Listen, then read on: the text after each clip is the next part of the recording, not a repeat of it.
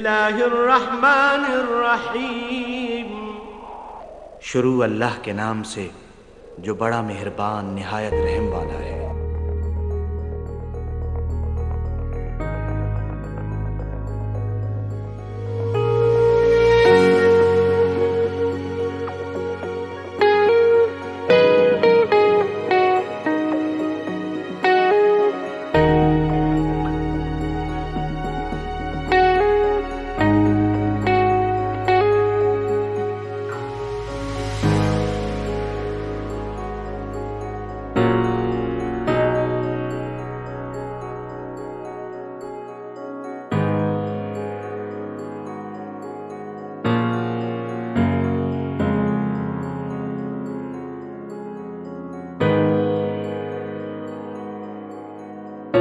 نستغفره ونؤمن به ونتوكل عليه ونعوذ بالله من شرور أنفسنا ومن سيئات أعمالنا من يهده الله فلا مضل له ومن يضلله فلا هادي له ونشهد أن لا إله إلا الله وحده لا شريك له ونشهد أن سيدنا ومولانا وحبيبنا وشفيعنا ونبينا محمدا عبده ورسوله ونصدق أن سيدنا ومولانا وحبيبنا وشفيعنا وإمامنا محمدا المهدي الموعود خليفة الله الودود أمر الله مراد الله صلوات الله عليهم التسليم. أما بعد فقد قال الله تبارك وتعالى في القرآن المجيد والفرقان الحميد فأعوذ بالله من الشيطان الرجيم بسم الله الرحمن الرحيم إنا أنزلناه في ليلة القدر وما أدراك ما ليلة القدر ليلة القدر خير من ألف شهر تنزل الملائكة والروح فيها بإذن ربهم من كل أمر سلام هي حتى مطلع الفجر. صدق اللہ العظیم. ساری تعریف، ساری حمد و ثنا، ساری کبریائی، ساری اچھائیاں، ساری بڑائیاں اس خالق دو جہاں کے لیے سزاوار ہے جو رب العالمین ہے. وہی اول ہے، وہی آخر ہے، وہی ظاہر ہے، وہی باطن ہے، وہ ایک ہے، اس کا کوئی شریک نہیں. درود و سلام ہو خاتم النبیین، شفیع المذنبین، رحمت للعالمین، راحت العاشقین، احمد مصطفیٰ محمد مصطفیٰ رسول خدا صلی اللہ علیہ وسلم پر اور آپ کے اہل بیت اطہار اور آپ کی تمام ذریات پر. اسی طرح درود و سلام ہو خاتم ولایت محمدیہ، معصوم عن الخطا، مبین کلام اللہ، خلیفۃ اللہ حضرت میرا سید محمد جون پوری مہدی موعود علیہ الصلوۃ والسلام پر اور آپ کے اہل بیت اطہار اور آپ کی تمام ذریات پر. محترم بزرگوں، دوستوں، ساتھیوں، السلام علیکم ورحمۃ اللہ وبرکاتہ.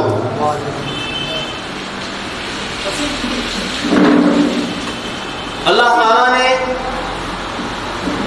ایک بہت ہی بڑی، بہت ہی زیادہ عظیم، بہت ہی زیادہ فضیلت والی، برکت والی، ایسی بے مثال رات آج ہم کو نصیب کی ہے کہ جس کے تعلق سے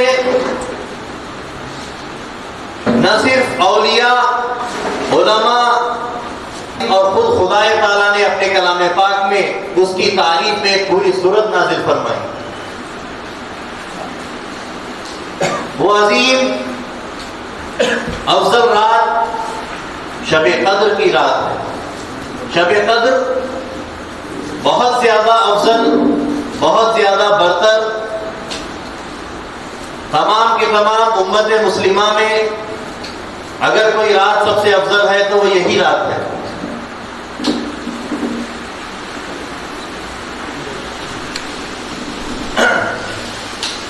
اب رات اتنی افضل، اتنی بڑی، آخر یہ ہم کو ملی کیسے؟ وہ کیا حالات تھے، وہ کیا معاملات تھے، وہ کیا وجوہات تھے کہ جس کی وجہ سے یہ رات ہم تک پہنچی، ہم کو نصیب ہوئی؟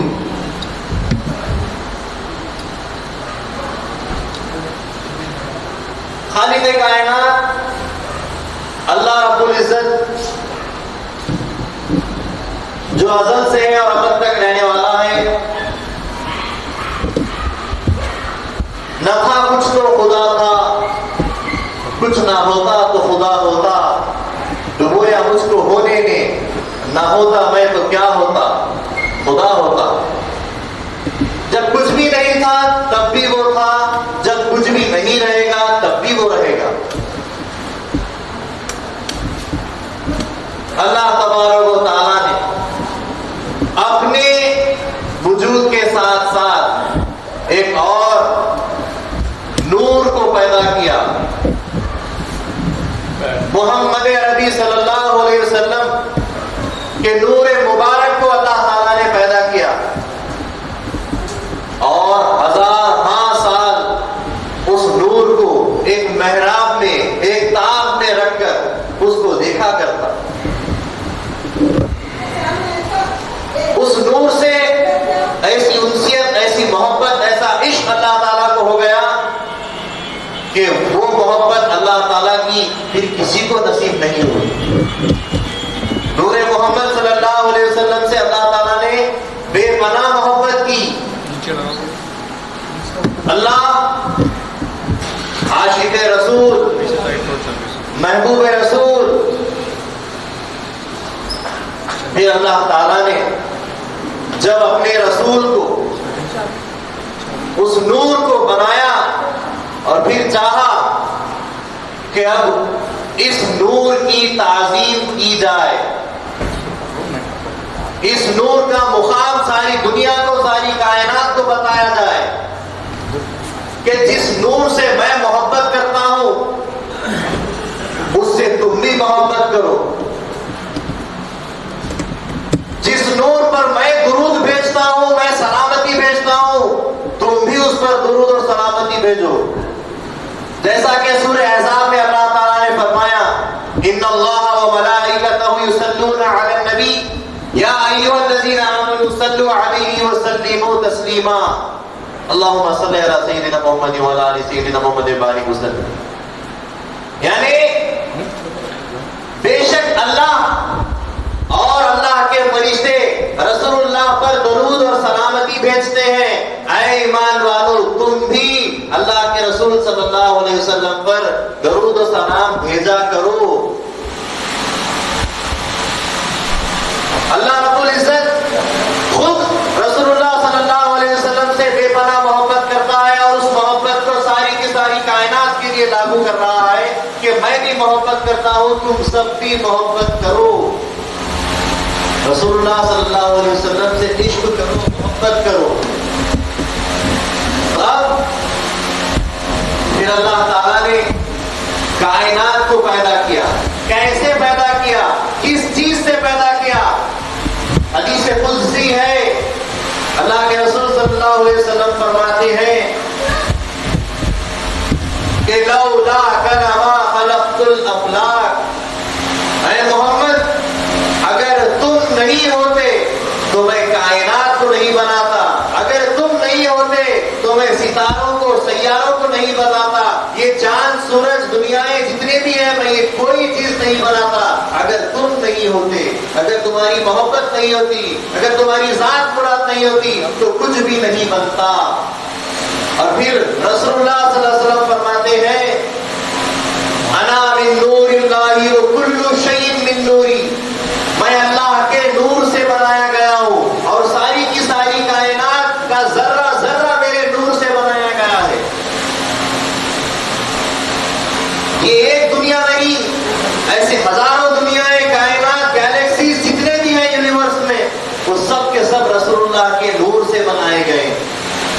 ہم ان کے نور کے محتاج، ہمارا وجود، ہماری سانس، ہمارا جسم، ہماری روح، ہمارا کھانا، ہمارا پینا، ہماری زندگی، ہماری ہر ایک چیز رسول اللہ صلی اللہ علیہ وسلم کی محتاج، کہ ان کے نور سے سب ملا ہے۔ کائنات کا ذرہ ذرہ ان کے نور سے بنایا گیا ہے۔ اور پھر رسول اللہ صلی اللہ علیہ وسلم فرماتے ہیں اول ما خلق اللہ نوری، سب سے پہلے اللہ نے جس چیز کو بنایا وہ میرا نور تھا، اور میرے ہی نور سے ساری کائنات بنائی گئی۔ بہرحال اللہ رب العزت ساری کائنات میں، سارے انبیاء میں، سارے رسول میں سب سے زیادہ جس کو چاہتا وہ رسول اللہ صلی اللہ علیہ وسلم، اور اس کی چاہت کا ثبوت یہ کہ آسمانوں پر آپ اگر نگاہ اٹھا کر دیکھیں گے تو وہاں محمد کا نام موجود۔ جنت میں اگر آپ نظر دوڑائیں گے تو درختوں پر، درختوں کے پتوں پر، حوروں میں، غلمان میں، ہر جگہ، ہر کنویں پہ محمد کا نام موجود۔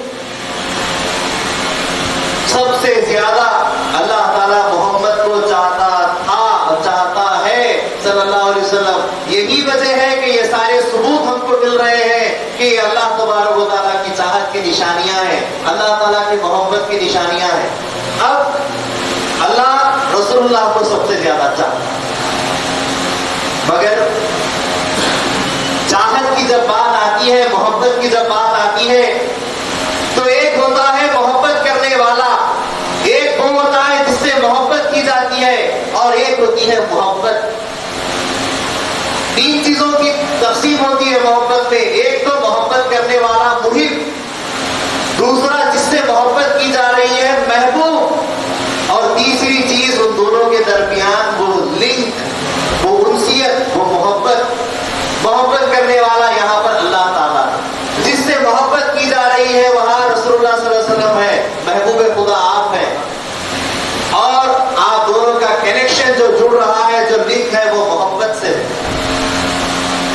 عاشق اور معشوق، محبوب اور محب کے اندر جب محبت ہے تو پھر اصول کی بات یہ ہوتی ہے کہ محبوب کو خوش کیا جائے۔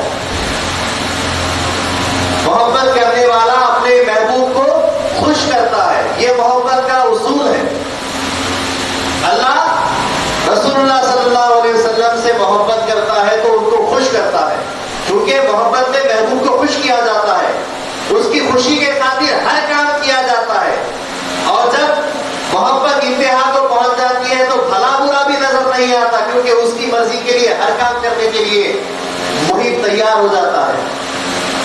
لہذا یہاں پر محبت کرنے والا اللہ ہے، جس سے محبت کی جا رہی ہے وہ رسول اللہ صلی اللہ علیہ وسلم۔ اب رسول اللہ کو خوش کرنا ہے، اللہ کو، حضور کو خوش کرنا ہے۔ رسول اللہ صلی اللہ علیہ وسلم کی خوشی کس میں ہے؟ رسول اللہ صلی اللہ علیہ وسلم کی خوشی امت۔ حضور کی خوشی کس میں ہے؟ امت میں ہے۔ امت کی خوشی میں حضور کی خوشی ہے۔ اب اللہ تعالیٰ کو رسول اللہ صلی اللہ علیہ وسلم کو خوش کرنا منسوب ہے، حضور کو خوش کرنا ہے تو امت کو خوش کرو۔ امت خوش، رسول اللہ خوش، رسول اللہ خوش، اللہ خوش۔ دیکھیے لنک، کنیکشن کس کو کہتے ہیں، کیسے آ رہا ہے، بڑی غور کی بات ہے۔ ایک کو خوش کرنے کے لیے اوروں کو خوش کرنا پڑ رہا ہے، کیونکہ ان کی خوشی ان کی خوشی میں، رسول اللہ کی خوشی امت کی خوشی میں۔ لہذا رسول اللہ کو خوش کرنے کے لیے، امت کو خوش کرنے کے لیے سب سے پہلے اللہ تعالیٰ نے ایک بڑا کام کیا کہ ہمارے پاس، ہمارے سروں پر، ہمارے دلوں پر، ہمارے امتی ہونے پر رسول اللہ صلی اللہ علیہ وسلم کو رسول اور پیغمبر بنا کر افضل الانبیاء، سارے انبیاء میں افضل، خاتم الانبیاء، سارے کے سارے انبیاء کے خاتم اور سب سے افضل ترین نبی بنا کر ہمارے پاس بھیجا، اور آخری نبی بنا کر کے قیامت تک باقی رہنے والا مذہب، قیامت تک باقی رہنے والا دین، قیامت تک باقی رہنے والی امت ہم کو بنایا۔ تو یہ سب سے بڑی نعمت ہم کو ملی۔ امت خوش، امت خوش، رسول اللہ خوش، رسول اللہ خوش، اللہ خوش۔ اتنا ہی نہیں، وقتاً فوقتاً جب جب موقع ہوا اللہ خوش کرنا چاہا، جب حضور کو خوش کرنا چاہا تو امت کو خوش کرنا پڑا، اور امت خوش ہو گئی، رسول اللہ خوش ہو گئے۔ اللہ رب العزت نے رسول اللہ صلی اللہ علیہ وسلم پر قرآن پاک نازل کیا، وہ قرآن پاک جو قیامت تک باقی رہنے والا قانون، وہ قرآن پاک جو ہم کو انسانیت اور اسلام کی دعوت اور ہم کو اسلام سکھاتا ہے، وہ قرآن جو آسمانی جتنے بھی صحیفے جتنے بھی کتابیں نازل ہوئی ہیں سب سے زیادہ افضل، کیونکہ رسول اللہ افضل تو رسول اللہ پر نازل ہونے والی ہر چیز افضل، لہذا قرآن، تورات، انجیل، زبور سب سے زیادہ افضل اور سب کے اوپر رہنے والا قانون، قیامت تک باقی رہنے والی کتاب۔ تو امت خوش کہ ہم کو ایسی کتاب اللہ تعالیٰ نے دی کہ ہر نبی پر ہر رسول پر ایک کتاب دی، لیکن پھر دوسرے رسول آئے تو ان کی کتاب منسوخ ہو گئی اور وہ ناسخ بن کر آ گئی، یعنی اس کتاب کو رکھ دیا گیا اور آنے والی بات کی کتاب کو رکھا گیا، لیکن رسول اللہ صلی اللہ علیہ وسلم پر نازل ایسی کتاب ہوئی کہ وہ قیامت تک باقی رہنے والی کتاب ہو گئی، تو امت خوش ہو گئی۔ ایسی کتاب، ایسا قرآن، ایسا کلام اللہ ہم کو ملا کہ وہ قیامت تک باقی رہنے والا ہے، اور پھر اس کے تعلق سے جو فضیلتیں، جو مقامات کہ قرآن پڑھنے والے کی فضیلت، قاری قرآن جو قرات کرتا ہے ایک ایک حرف کے بدلے اللہ 10 نیکیاں دیتا ہے۔ قاری قرآن کے تعلق سے جو مفہوم سمجھ کر قرآن پڑھتا ہے اس کو اللہ تعالیٰ ہدایت کے دروازے کھول دیتا ہے، اور پھر قرآن پاک جو حفظ کرتا ہے اللہ تبارک و تعالیٰ اس کی 7 پشتوں کو نواز دیتا ہے، 7 پشتوں کو بخش دیتا ہے۔ یہ صرف اس کلام کو یاد کرنے کے اثر میں ہے، تو کتنا نہیں نواز رہا ہے قرآن پاک سے بھی۔ یہ سب کس کے طفیل سے ہوا؟ اللہ کے رسول صلی اللہ علیہ وسلم کے طفیل سے ہو رہا۔ امت خوش ہو رہی ہے، امت خوش ہو رہی ہے، رسول اللہ خوش ہو رہے ہیں کہ میرا رب العزت اللہ تبارک و تعالیٰ میری امت کو نواز رہا ہے، مجھے خوشی ہو رہی ہے۔ اسی طریقے سے رسول اللہ صلی اللہ علیہ وسلم کو اللہ تعالیٰ نے معراج میں بلایا۔ معراج میں اللہ کے رسول صلی اللہ علیہ وسلم 7واں آسمان طے کرتے ہوئے سدرۃ المنتہا سے قاب قوسین تک پہنچ گئے، اللہ کے دربار میں پہنچ گئے، وہاں پر عطیات ہوئی، اللہ کے رسول صلی اللہ علیہ وسلم ہم کلام ہوئے، تحفے دیے گئے اور اس تحفے میں نماز دی گئی۔ اور معراج حقیقت میں خدا تعالیٰ کے دیدار کا نام ہے۔ اس رات میں اللہ تبارک و تعالیٰ کا دیدار رسول اللہ صلی اللہ علیہ وسلم کو کیا گیا ہے، اللہ کا دیدار ان کو نصیب ہوا ہے، وہی سب سے بڑی نعمت وہاں پر ملی۔ جب رسول اللہ نے دیکھا اتنی بڑی نعمت مجھے یہاں پر آ کر ملی ہے تو میری امت کو خوش کرو یا اللہ میری امت کو خوش کر دے، تو اللہ تعالیٰ نے فرمایا اے محبوب، میں نے تجھ کو زمین سے آسمانوں کے سیر کرواتے ہوئے سدرۃ المنتہا سے آگے بڑھاتے ہوئے یہاں لا کر اپنا دیدار کرایا ہے، لیکن تیری خوشی کے خاطر میں زمین پر ہی ان کو ایک تحفہ ایسا دے رہا ہوں، نماز دے رہا ہوں کہ زمین پر ہی ان کو میرا دیدار نصیب ہو جائے گا۔ الصلاۃ معراج المومنین، نماز مومنوں کی معراج ہے، تم کو یہاں پر بلا کے میں نے معراج کرائی، ان کو وہی روئے زمین پر میں معراج میں نصیب کر دیتا ہوں۔ یہ کس کے طفیل سے ہوا؟ رسول اللہ کے طفیل سے۔ امت خوش ہو گئی، رسول اللہ خوش ہو گئے، رسول اللہ خوش ہو گئے، اللہ خوش ہو گئے۔ صرف اور صرف رسول اللہ کے خاطر ہم کو نوازا جا رہا ہے، ان کے امتی ہیں، ان کے ماننے والے ہیں، ان کا کلمہ پڑھنے والے ہیں، اس لیے یہ ساری کی ساری نوازشیں مل رہی ہیں۔ شب برات کا موقع آتا ہے، بخشش کی رات کہا جاتا ہے، حساب کتاب کی رات کہا جاتا ہے، ایسی افضل ترین رات میں اللہ کے رسول صلی اللہ علیہ وسلم عبادتیں کرتے ہیں، رات بھر جاگ کر اللہ تبارک و تعالیٰ کے سامنے اس کے دربار میں عز و انکساری کرتے ہیں، سجدہ ریز ہو جاتے ہیں، اپنی امت کی مغفرت کی دعا مانگتے ہیں کہ یا اللہ میری امت کی بخشش کر دے۔ 13ویں رات اللہ کے رسول نے امت کی بخشش کی دعا کی تو اللہ تعالیٰ نے فرمایا میں نے امت کی بخشش کر دی۔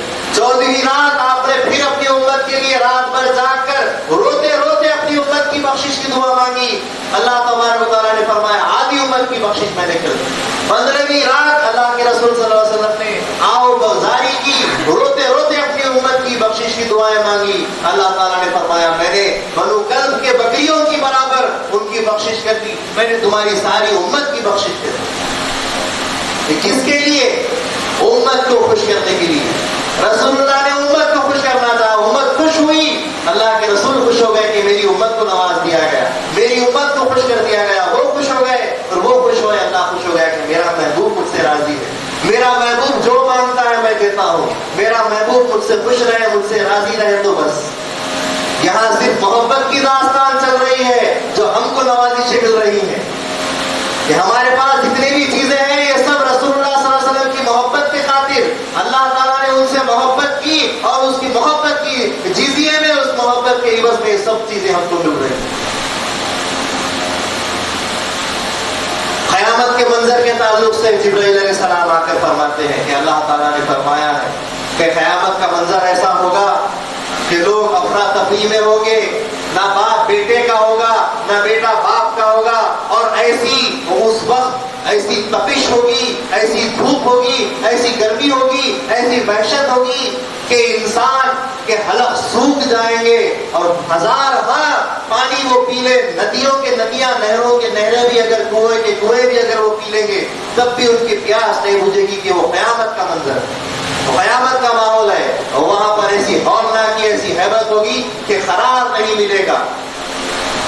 اللہ کے رسول صلی اللہ علیہ وسلم فوراً پریشان, یا اللہ میری امت کا کیا ہوگا, میری امت بھی ایسی ہولناکی میں گزرے گی, میری امت کا کیا ہوگا, تو میری امت کو نواز. اللہ تعالیٰ نے ان کی تڑپ دیکھی, ان کی محبت دیکھی, ان کا عشق دیکھا اپنی امت کے ساتھ. اللہ تعالیٰ نے فرمایا ہم نے کوثر کا جام تمہاری امت کے لیے رکھا ہے کہ وہ پی لیں گے تو سب سیراب ہو جائیں گے, اطمینان میں آ جائیں گے. دنیا تو دنیا, آخرت کے لیے بھی رسول اللہ نے ہمارے لیے سوچ رکھا ہے.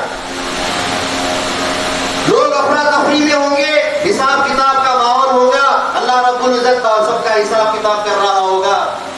ایسے وقت میں حضرت آدم علیہ السلام کے پاس لوگ پہنچیں گے اور بولیں گے اے آدم ہماری سفارش کرو, ہماری شفاعت کرو, ہماری مغفرت کے لیے اللہ سے دعا مانگو, ہمارا وسیلہ بنو. آدم علیہ السلام بولیں گے ارے یہاں کہاں آ گئے, میں خود کوئی وسیلہ ڈھونڈتا ہوں اپنی مغفرت, اپنی بخشش کے لیے, تم یہاں کہاں آ گئے. پھر لوگ جائیں گے حضرت نوح علیہ السلام کے پاس, نوح علیہ السلام بھی بولیں گے میرے ہاتھ میں نہیں ہے. لوگ جائیں گے ابراہیم علیہ السلام کے پاس, موسیٰ علیہ السلام کے پاس, عیسیٰ علیہ السلام کے پاس. وہ سب پریشان ہوں گے کہ تمام کی تمام قیامت کی ہولناکیوں میں جس طریقے سے تم پریشان ہو میں بھی پریشان ہوں. اس کے بعد اطلاع دینے والے, پیغام پہنچانے والے رسول اللہ صلی اللہ علیہ وسلم کی طرف اشارہ کریں گے کہ تم کو اگر سفارش اور شفاعت چاہیے, اگر راحت چاہیے تو ان کے سائے میں جاؤ کہ اللہ تعالیٰ نے ان کو وہ مقام دیا ہے کہ وہ شفاعت کریں گے.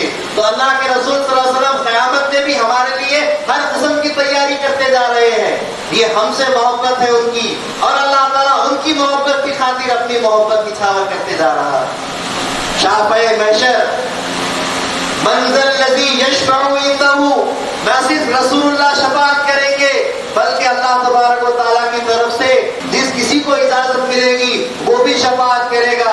ایک چھوٹا سا بچہ نابالغ اگر مر جاتا ہے, اس کی نماز جنازہ ہم پڑھتے ہیں تو کیا دعا کرتے ہیں, اس کی شفاعت کی دعا کرتے ہیں نہیں. کوئی بڑا انسان مرتا ہے تو اس کے شفاعت کے لیے ہم دعا کرتے ہیں, لیکن اگر نابالغ کوئی بچہ یا بچی مر جاتی ہے تو اس کے نماز جنازہ میں ہم اس کی مغفرت اور اس کی شفاعت کی دعا نہیں بلکہ اس کے ذریعے سے اس کو وسیلہ بنا کر ہم ہماری مغفرت اور ہماری شفاعت کی دعا مانگتے ہیں کہ یا اللہ یہ نابالغ اور معصوم جان جو ہے تو گئی ہے, اس کے طفیل تو ہمارے گناہوں کو بخش دے اور ہماری شفاعت کرنے والا اس کو بنا دے قیامت کے روز. رسول اللہ تو رسول اللہ کے وسیلے سے حضور نے امتیوں میں بھی وہ مقامات عطا کیے ہیں کہ حضور کے ساتھ حضور کے امتی بھی شفاعت کرنے والے بن جائیں. جہاں آدم علیہ السلام دوسرے پیغمبر شفاعت نہیں کر سکتے کہہ رہے ہیں, وہاں اللہ کے رسول تو رسول, اللہ کے رسول کی امت کو مقام رکھنے والی ہو جائے گی کہ وہ بھی شفاعت کرے گی. بزرگان دین, اولیاء اللہ, مرشدین کرام اللہ اور مہدی موعود علیہ السلام اور رسول اللہ صلی اللہ علیہ وسلم کے وسیلے سے مانگ کر وہ بھی شفاعت کریں. ہمارا ایمان ہے کیونکہ قرآن کی آیت ہے منزل الذی یشفع عندہ, اللہ تعالیٰ جسے چاہے اجازت دے گا شفاعت کرنے کے لیے. وہ چاہے چھوٹا معصوم بچہ ہو یا ہمارا مرشد ہو، وہ ہماری شفاعت ضرور کرے گا۔ بہرحال ہمارے رسول اللہ صلی اللہ علیہ وسلم محبوب خدا تو ہمارے لیے جانثاری کے ہمیشہ جو سو مظہر پیش کرتے گئے، اور ہمارے لیے محبت کے ایک سے ایک نمونے جو سو آپ کے جو سو پیش کیے گئے۔ لیکن ہم نے کیا کیا؟ امت رسول نے کیا کیا؟ ان کو مجنون کہا، نعوذ باللہ من ذالک، ان کو دیوانہ کہا، ان کو تکلیفیں دی، پتھر برسائے، فاقے کرنے پر مجبور کیا، دیش سے پردیسی بنائے، ہجرت کرنے پر مجبور کیا، اتنی ساری تکلیفیں دی، اور ایک مرتبہ طائف کے میدان میں ایسے پتھر برسائے کہ سر سے لے کے پاؤں تک خون ہی خون رسول اللہ صلی اللہ علیہ وسلم کا بہ رہا ہے، جوتے خون میں بھر گئے ہیں۔ اور ایسے میں اللہ تبارک و تعالیٰ کی طرف سے جبرائیل علیہ السلام بھیجے جاتے ہیں، اور آ کر جبرائیل کہتے ہیں کہ یا رسول اللہ اگر آپ حکم دے تو میں اس امت کا تختہ پلٹ دوں جس طریقے سے پچھلی امتوں کے میں تختے پلٹ دیا کرتا تھا۔ رسول اللہ صلی اللہ علیہ وسلم اتنی تکلیفیں برداشت کرنے کے باوجود آپ نے اپنے اخلاق، اپنے کردار کو دکھایا۔ آپ نے فرمایا نہیں، میں ہرگز ان کے لیے بدوا نہیں کروں گا، میں ان کی جو سو غارت گیری کے لیے کبھی جو سو ہاتھ نہیں اٹھاؤں گا، بلکہ اللہ کے دربار میں ہاتھ اٹھا کے آپ نے عرض کی کہ یا باری تعالیٰ، یہ لوگ مجھے نہیں پہچانتے، تو ان کو معاف کر دے۔ ہو سکتا ہے کہ ان کی آنے والی امت، ان کی آنے والی نسل، ان کی آنے والی اولاد مسلمان ہو جائے، مومن ہو جائے، اور ان کی ذریعے سے میں ان کی شفاعت کر سکوں۔ رسول اللہ نے معاف کر دیا۔ ہم نے ان کے ساتھ محبت کرنے کا سلوک کرنے کے بجائے ان کے ساتھ نفرت کی، اور ان کے ساتھ بہت سارے مظالم لائے، تب بھی انہوں نے محبت کا جو سو جواب دیا، محبت ہی محبت کی۔ کیوں؟ کیونکہ یہ ساری کی ساری جو سو ہمارے پاس تعلیمات محبت، عشق کے اوپر قائم ہوتی۔ اللہ رب العزت محبت کرنا اور عشق کرنے کے لائق، اللہ کے رسول محبت اور عشق کرنے کے لائق، امت محمدیہ محبت اور عشق کرنے کے لائق، ایک مسلمان دوسرے مسلمان سے محبت کرنے کے لائق۔ حضور فرماتے حدیث میں المسلم اخو المسلم، ایک مسلمان دوسرے مسلمان کا بھائی ہے۔ بھائی بھائی میں کیسی نفرت، بھائی بھائی مسلمان، بھائی بھائی میں محبت۔ سارا کا سارا اسلام محبت کا پیغام دیتا ہے، اخلاق اور ادب کا اور کردار کا جو سے پیغام دیتا ہے۔ تو ہم کیسے امتی، ایسے امتی محبت کرنے والے، محبت دینے والے، محبت بانٹنے والے بننے چاہیے۔ ایسا ہی ایک مقام ایک وقت آیا، احادیث میں آتا ہے، حضرت علی ابن عروہ رضی اللہ تعالیٰ عنہ حدیث کے راوی ہیں، وہ روایت کرتے ہیں کہ رسول اللہ صلی اللہ علیہ وسلم نے فرمایا کہ بنی اسرائیل کے 4 پیغمبر ایسے گزرے ہیں کہ جنہوں نے اللہ تبارک و تعالیٰ کی 80 سال سے زیادہ عبادت کی، اور ان تمام سالوں میں کبھی نافرمانی نہیں کی، ایک بار بھی نافرمانی نہیں کی، اور اللہ تعالیٰ نے ان کی ساری عبادتوں کو قبول فرمایا۔ رسول اللہ صلی اللہ علیہ وسلم نے فرمایا اس میں سے ایک رسول، ایک نبی حضرت ایوب علیہ السلام، دوسرے حضرت زکریا علیہ السلام، تیسرے حضرت خرخیل علیہ السلام، اور چوتھے حضرت یوشع علیہ السلام۔ یہ 4 انبیاء بنی اسرائیل کیسے گزرے ہیں جنہوں نے 80 سال تک عبادت کی اور ایک بار بھی نافرمانی نہیں کی۔ سارے کے سارے رسول اللہ صلی اللہ علیہ وسلم کے امتی صحابہ تعجب کرنے لگے کہ اتنی بڑی عمریں ان کی تھی، انہوں نے عبادتیں کی۔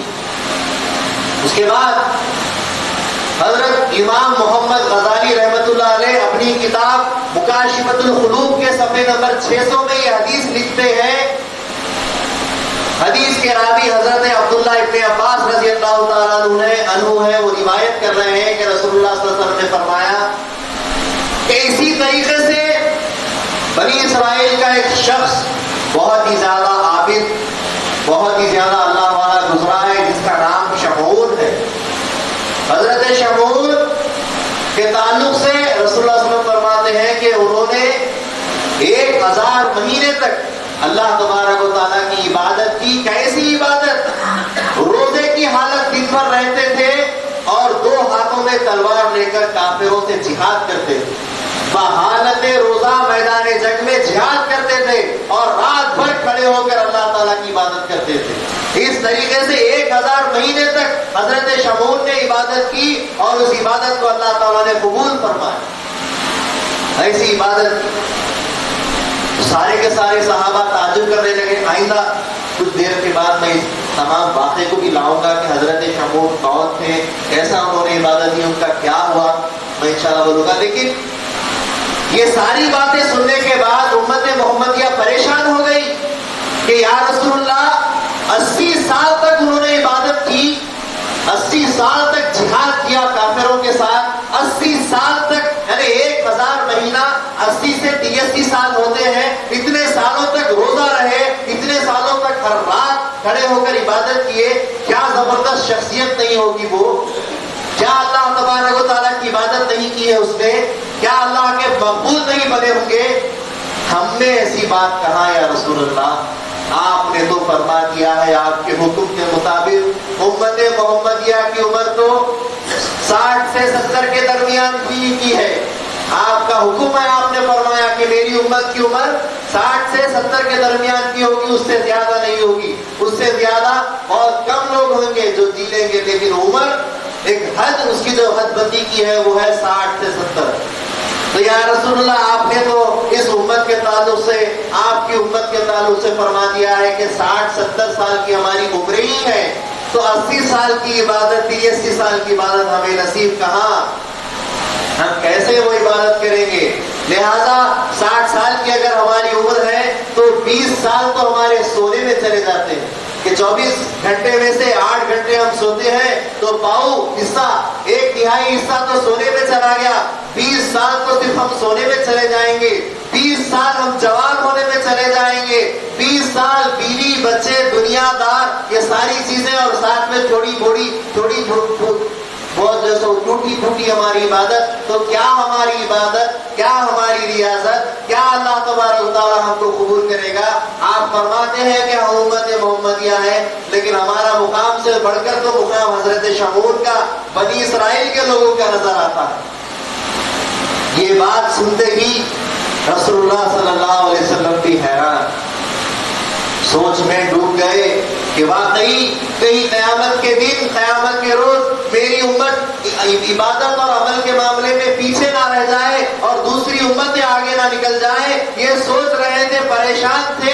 ایسے میں اللہ تبارک و تعالیٰ نے حضرت جبرائیل علیہ السلام کو بھیجا اور اپنا حکم فرمایا، لا تحزن یا محمد، اے محمد تم غم نہ کرو، تم پریشان نہ ہو، تم رنجیدہ نہ ہو، ہم تم کو لیلۃ القدر عطا کرتے ہیں، اور پوری سورت اس کی فضیلت میں اللہ تبارک و تعالیٰ نے نازل فرما دی۔ اللہ تعالیٰ نے ارشاد فرمایا، انا انزلناہ فی لیلۃ القدر وما ادراک ما لیلۃ القدر لیلۃ القدر خیر من الف شہر، ہم نے تم کو قرآن دیا قدر کی رات میں، اور جانتے ہو لیلۃ القدر کیا ہے؟ لیلۃ القدر 1000 مہینوں سے بھی بہتر ہے۔ یہاں جواب مل گیا۔ بہرحال امت محمدیہ خوش، امت محمدیہ خوش، رسول اللہ خوش، رسول اللہ خوش، اللہ خوش، یعنی کہ ہر چیز جو ہم کو ملی ہے حضور کے واسطے سے ملی ہے، حضور کی طرف سے ملی ہے، حضور نے جو اپنا عشق، اپنی محبت، اپنی محبت اپنی امت کے ساتھ جو کی ہے، یہ اسی کا عوض ہے، یہ اسی کا مول ہے کہ ہر چیز ہم کو ملتی جا رہی ہے۔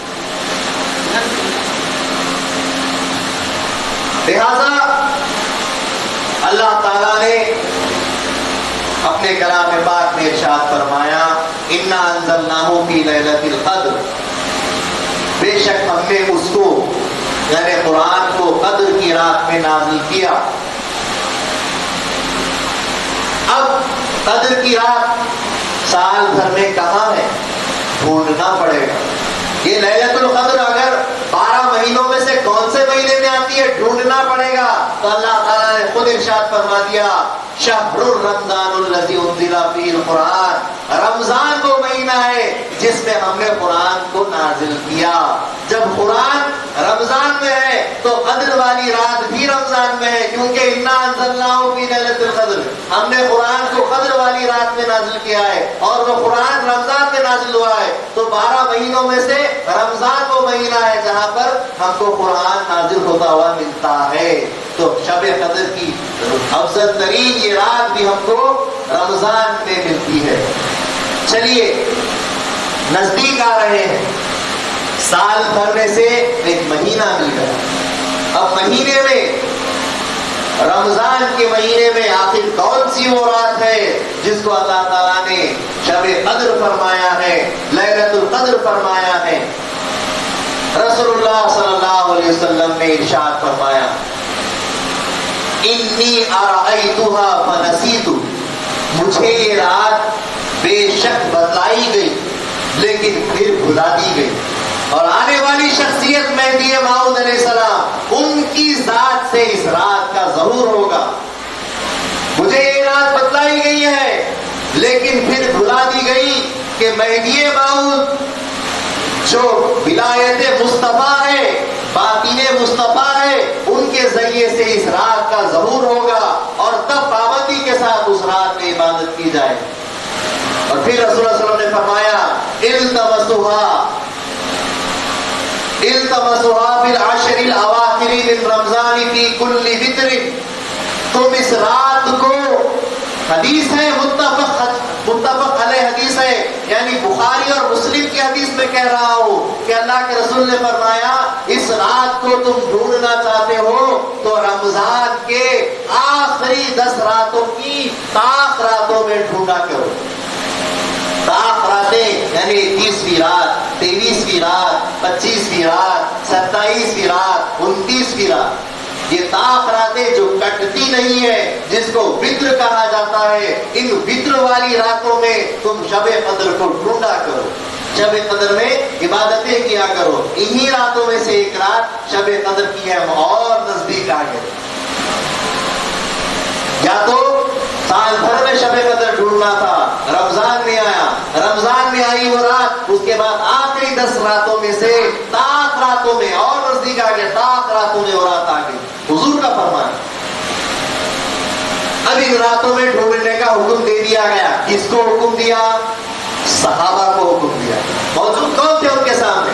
صحابہ اکرام تھے۔ صحابہ اکرام سے حضور نے فرمایا کہ تم ڈھونڈو آخری 10 راتوں کی طاق راتوں میں لیلۃ القدر کو ڈھونڈا کرو۔ اب صحابہ کا عمل دیکھیں، حضرت ابی ابن کعب رضی اللہ تعالیٰ عنہ، حضرت عمر فاروق رضی اللہ تعالیٰ عنہ، حضرت عبداللہ ابن عباس رضی اللہ تعالیٰ عنہ، یہ 3 ایسے صحابی ہیں جن کا فرمان ہے، جن کا قول ہے کہ 27ویں رات ہی شب قدر کی رات۔ ان سے پوچھا گیا، دوسرے صحابہ نے پوچھا، آپ کس بنا پر، کیا ثبوت، کیا ٹھوس بات ہے آپ کے پاس کہ آپ 27ویں رات کو شب قدر کہتے ہیں؟ انہوں نے کہا کہ ہم سورہ قدر کے اوپر نظر ڈالتے ہیں، قرآن پاک میں صحیفہ کھولتے ہیں، 30واں پارہ نکالتے ہیں، اور اس میں لیلۃ القدر کے تعلق سے جو پوری سورت اللہ تعالیٰ نے جو نازل کی ہے سورہ قدر، اس سورے کے اوپر ہماری نظر جاتی ہے، اور اس سورے کے اندر تمام کے تمام الفاظ جو ہیں وہ 30 الفاظ ہیں۔ اِنَّا أَنزَلْنَاهُ فِي لَيْلَةِ الْقَدْرِ سے یا حتی مطلع الفجر تک کتنے الفاظ ہیں؟ الفاظ یعنی ورڈز، لیٹرز نہیں، الفابیٹس نہیں، لیٹرز نہیں، بلکہ words. There are 30 words in this surah۔ اس سورت کے اندر 30 ورڈز ہیں، 30 الفاظ ہیں۔ ان 30 الفاظوں میں سے 27واں لفظ ہیا کا ہے، اور ہیا کے معنی آتے ہیں وہ، دیٹ، یعنی کہ وہ رات، اشارہ ہے اس رات کی طرف، تو یہ ہیا ضمیر اس رات کی طرف اشارہ کر رہی ہے، اور یہ 27واں کلمہ ہے، 27واں ورڈ ہے، لہذا 27ویں رات ہی شب قدر کی رات۔ یہ انہوں نے اپنے طور پر اپنی جستجو کے ساتھ حضور صلی اللہ علیہ وسلم کے پاس سے جو فیض، جو نور حاصل کیا، جو روحانیت حاصل کی، ان کی نظر سے جو حاصل کیا، اس نظر کے اعتبار سے انہوں نے یہ بات اپنی پیش کی۔ ارے جنہوں نے حضور کو دیکھا ہو کیا وہ غلط کہہ سکتے ہیں؟ رسول اللہ فرماتے ہیں، من رآنی فقد رأى الحق، جس نے مجھے دیکھا اس نے حق کو دیکھا۔ حق یہی ہے کہ 27ویں رات شب قدر کی رات ہے، کیونکہ حق یعنی سچ، حق بات، سچ بات رسول اللہ صلی اللہ علیہ وسلم کے وسیلے سے ملتی ہے، اور وہ وسیلہ یہ کہہ رہا ہے کہ 30 الفاظ میں سے جو 27واں لفظ ہے، وہ 27واں لفظ ہیا، وہ اشارہ کر رہا ہے شب قدر کی رات کی طرف، تو وہ وہی رات ہے 27ویں رات شب قدر کی رات۔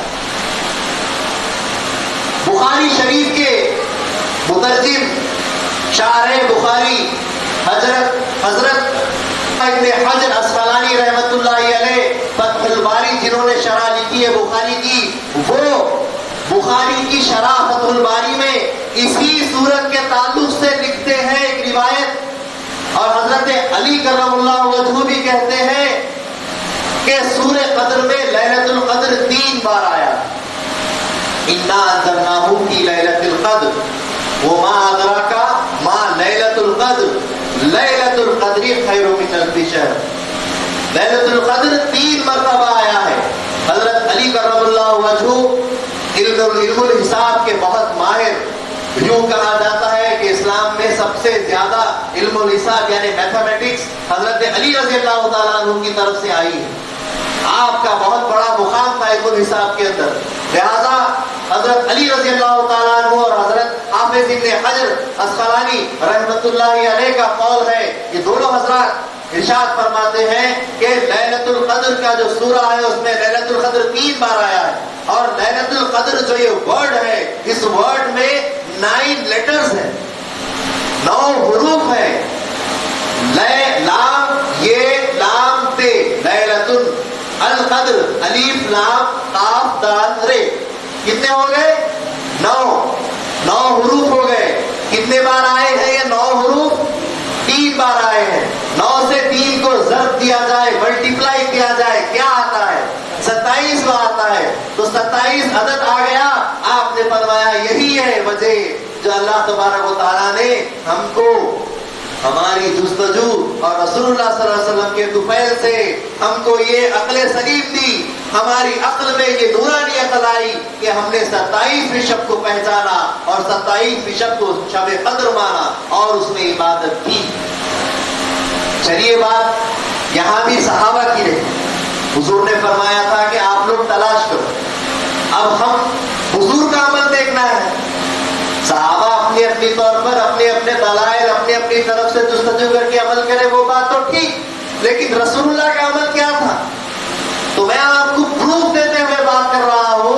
مشکات المصابیح کے اندر حضرت ابو ذر رضی اللہ تعالیٰ عنہ سے حدیث ہے، حضرت ابو ذر رضی اللہ تعالیٰ عنہ فرماتے ہیں ہم رسول اللہ صلی اللہ علیہ وسلم کے ساتھ رمضان کے روزے رکھ رہے تھے، کسی بھی رات اللہ کے رسول صلی اللہ علیہ وسلم نے جاگ کر عبادت نہیں کی، لوگوں کو جگا کر عبادت نہیں کیے، لیکن جب 7 راتیں باقی رہ گئی تھی یعنی 23ویں رات جب آئی تو اللہ کے رسول صلی اللہ علیہ وسلم نے لوگوں کو جمع کیا اور مسجد میں عبادت کی نماز پڑھی، اور نزدیک آ رہے ہیں، شب قدر مل رہی ہے، شب قدر میں عبادت بھی ہو رہی ہے اور عبادت میں نماز پڑھ رہے ہیں۔ ہم کیا پڑھنے کے لیے جمع ہوئے ہیں؟ دوگانے لیلۃ القدر، 2 رکعت نماز پڑھنے کے لیے جمع ہوئے ہیں اور نزدیک آ رہے ہیں۔ حضرت ابو ذر رضی اللہ تعالیٰ عنہ فرماتے ہیں کہ 23ویں رات کو رسول اللہ صلی اللہ علیہ وسلم نے ہم کو، ہمارے جتنے بھی صحابہ موجود تھے ان کو سب کو کھڑا کیا اور ہمارے ساتھ عبادت کی، نماز پڑھی۔ اس کے بعد 6 راتیں رہ گئی لیکن رسول اللہ صلی اللہ علیہ وسلم نے نماز نہیں پڑھی، عبادت نہیں کی۔ 5 راتیں رہ گئی لیکن رسول اللہ صلی اللہ علیہ وسلم نے عبادت نہیں کی، نماز نہیں پڑھی۔ 4 راتیں رہ گئی لیکن نماز نہیں پڑھی، عبادت نہیں کی۔ جب 3 راتیں باقی رہ گئیں یعنی جب 27ویں رات آئی تو رسول اللہ صلی اللہ علیہ وسلم اپنے تمام صحابہ کو، اپنے تمام گھر والوں کو، اپنے تمام نواسوں کو، حضرت علی کو، بی بی فاطمہ کو، سب کو جگانے لگے اور سب کو جگا کر نماز کا اہتمام آپ نے مسجد میں کیا اور نماز پڑھائی۔ اتنی دیر تک نماز پڑھائی کہ حضرت ابو ذر رضی اللہ تعالیٰ عنہ فرماتے ہیں ہم کو ڈر لگنے لگا کہ کہیں ہم سے ہماری سحری کا وقت چھوٹ نہ جائے. اتنی دیر تک آپ نے عبادت کی. 27ویں رات پر زور دیا جا رہا ہے. 27ویں رات وہ رات ہے جس کو شب قدر کہتے ہیں. اللہ کے رسول کا عمل اب ہم کو بتا رہا ہے اور پروف کے ساتھ وہ مشکات المصابیح میں حضرت ابو ذر رضی اللہ تعالیٰ عنہ سے یہ حدیث مروی ہے. ہم کو شب قدر ملی, شب قدر میں عبادت ملی, عبادت میں نماز ملی. اب یہ دیکھنا ہے نماز کون سی, کتنے رکعت, کس حیثیت سے پڑھنا ہے. فرض پڑھنا ہے, واجب پڑھنا ہے, سنت پڑھنا ہے, شکرانہ پڑھنا ہے, کس حیثیت سے نماز پڑھنا ہے, کیا نیت باندھ کر نماز پڑھے, کتنے رکعت نماز پڑھے. تو حضرت امام محمد غزالی رحمۃ اللہ علیہ اپنی کتاب مکاشفۃ القلوب کے صفحے نمبر 601 میں حدیث لکھتے ہیں کہ رسول اللہ صلی اللہ علیہ وسلم فرماتے ہیں کہ جس کسی نے شب قدر کو زندہ کیا, کیا فرماتے ہیں, جس کسی نے شب قدر کو زندہ کیا اور اس میں عبادت کی اور اس رات میں 2 رکعت نماز پڑھی تو اللہ تبارک و تعالیٰ اس کے تمام گناہوں کو دھو دے گا اور وہ اس پر اللہ تعالیٰ کی طرف سے وہ رات سلامتی والی, رحمت والی رات بن جائے گی. آ گیا ذکر, 2 رکعت کا ذکر آ گیا. حوالے کے ساتھ بات کر رہا ہوں, ہوا میں بات نہیں کر رہا ہوں. حوالہ ہے, ہوا نہیں ہے. حوالے کے ساتھ, پروف کے ساتھ بات میں آپ کے سامنے کر رہا ہوں. نمبر 601 میں امام محمد غزالی رحمۃ اللہ علیہ نے اس حدیث کو درج کیا ہے کہ جس میں حضور نے فرمایا کہ رسول اللہ نے 2 رکعت نمازوں کا ذکر کیا کہ 2 رکعت نماز کو جس نے زندہ کیا اللہ تعالیٰ اس کی بخشش کی ذمہ داری لیتا ہے اور یہ رات اس پر سلامتی والی ہو جاتی ہے. اب رسول اللہ صلی اللہ علیہ وسلم نے اس رات میں عبادت کی, نماز پڑھی جماعت کے ساتھ. جماعت کے ساتھ نماز کون سی پڑھی جاتی ہے, یا تو فرض نماز جماعت کے ساتھ ہوتی ہے یا تو واجب نماز جماعت کے ساتھ ہوتی ہے. دوسری نماز پڑھتے ہیں جماعت کے ساتھ, یا تو لیلۃ القدر کی 2 رکعت نماز فرض ہوگی یا واجب ہوگی. برابر شریعت قانون کہتا ہے وطر کی نماز جیسی نماز کے تعلق سے جس کو وطر کہا گیا ہے. ائمہ 4 مجتہدین اپنے اپنے قول فرماتے ہیں. حضرت امام مالک کے پاس وطر کی نماز سنت, امام مالک کے پاس سنت, امام شافعی کے پاس سنت, امام محمد کے پاس فرض, امام ابو حنیفہ کے پاس واجب. جب ان کا اختیار ہے کہ وہ کسی فرض واجب نماز کو اپنی مرضی سے سنت بنائے, فرض بنائے, واجب بنائے, اور رسول اللہ صلی اللہ علیہ وسلم کے ہمسر ہم مقام مہدی موعود علیہ السلام اپنی زبان سے فرماتے ہیں کہ یہ 2 رکعت فرض ہے, تو تم کیسے انکار کر سکتے ہو, یہ تو غیر معصوم ہے. ائمہ 4 مجتہدین معصوم عن الخطا نہیں, لیکن مہدی موعود علیہ السلام معصوم عن الخطا, خلیفۃ اللہ, ہمسر رسول اللہ, یہ سارے مقامات رکھنے والے.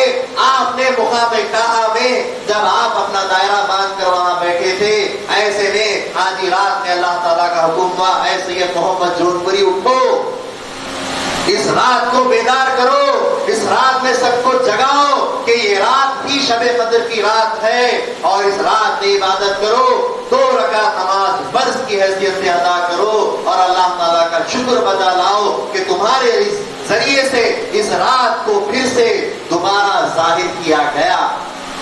تو مہدی نے مقام کہا میں تمام کے تمام جتنے بھی دائرے میں لوگ تھے ان سب کو جگایا, ان سب کو مطلع کیا, اطلاع دی اور سب کو جمع کر کے 2 رکعت نماز فرض کی ادا کی اور اللہ تعالیٰ کا شکر ادا کیا. اس کے بعد مسلسل فرا مبارک میں 2 سالوں تک آپ نے لیلۃ القدر کی نماز 27ویں رات میں پڑھی. تو ہم بحیثیت مہدوی, بحیثیت رسول اللہ صلی اللہ علیہ وسلم کے امتی, ہر طریقے سے ہمارے پاس مدلل دلیل مل رہی ہے کہ شب قدر میں جو نماز ہے, شب قدر کی جو رات ہے وہ نماز ہے. اللہ کے رسول کے ذریعے سے بھی اور مہدی موعود علیہ السلام کے ذریعے سے بھی برابر ہم مستقیم ہیں. ہمارا معاملہ، ہمارا راستہ برابر صحیح راستہ جا رہا ہے، نعوذ باللہ من ذالک ہم غلط راستے پہ نہیں جا رہے ہیں۔ مہدی موعود علیہ السلام فرماتے ہیں بندہ قدم میں قدم رسول است، بندے کا قدم رسول اللہ کے قدم با قدم ہے۔ وہاں رسول اللہ صلی اللہ علیہ وسلم نے جو بات کی وہی بات مہدی موعود علیہ السلام نے بھی کی اور اس کو حیا فرما۔ اللہ کا لاکھ لاکھ شکر احسان ہے کہ اللہ رسول مہدی کے ذریعے سے ہم جس راستے پہ چل رہے ہیں وہ صراط مستقیم کا راستہ ہے، وہ سیدھا اللہ تعالیٰ کی طرف، اللہ تبارک و تعالیٰ کے دیدار تک پہنچانے والا راستہ ہے۔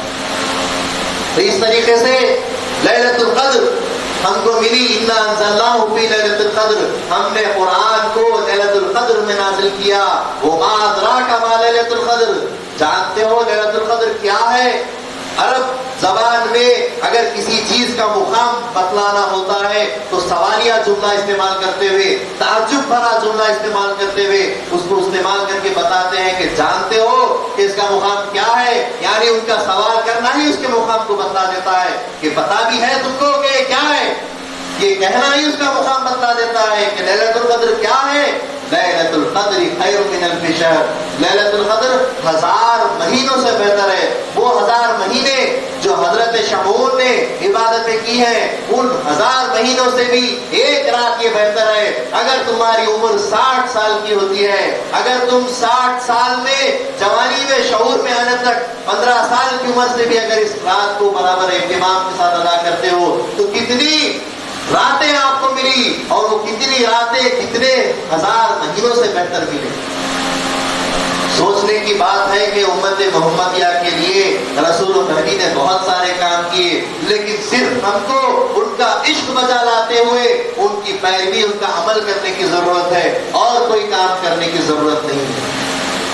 وقت کافی آگے ہو رہا ہے، وقت کے حساب سے کام کرتے ہوئے میں اپنے بیان کو مختصر کرتے ہوئے یہیں ختم کرتا ہوں۔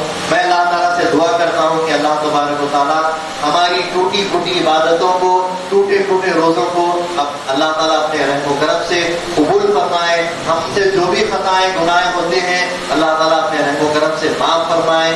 اللہ تبارک و تعالیٰ ہم کو اپنا صحیح بندہ، صحیح محب، صحیح عاشق بننے کی توفیق عطا فرمائے۔ اللہ تعالیٰ ہمارے دلوں میں رسول و مہدی کا عشق جو تو پالے اور اس عشق میں ہم کو پروان چڑھائے، اس عشق کی معراج کرائے۔ اللہ رب العزت ہمارے گناہوں کو معاف کرے، صغیرہ اور کبیرہ گناہوں کو معاف کرے۔